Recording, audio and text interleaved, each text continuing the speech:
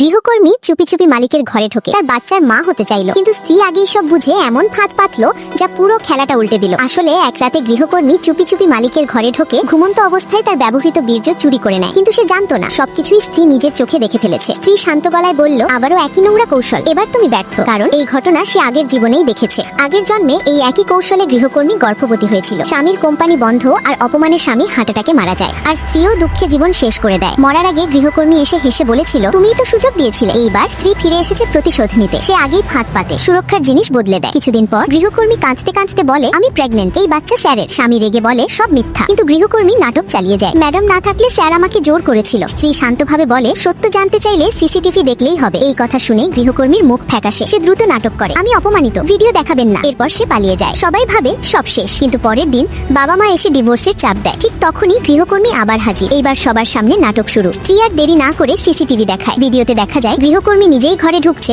আর স্বামী তাকে তাড়িয়ে দিচ্ছে। সবাই সত্যটা বুঝে যায়, কিন্তু গৃহকর্মী আর তার ভাই বলে ভিডিও ফেক। তারা চ্যালেঞ্জ দেয়, ডিএনএ টেস্ট করো। স্ত্রী হেসে বলে, যত টেস্টই করো ফল তোমাদের বিপক্ষে যাবে। সবাই হাসপাতালে যায়। অবশেষে রিপোর্ট আসে। স্ত্রী আত্মবিশ্বাস নিয়ে রিপোর্ট খোলে আর খুলেই থমকে যায়। এটা কিভাবে সম্ভব?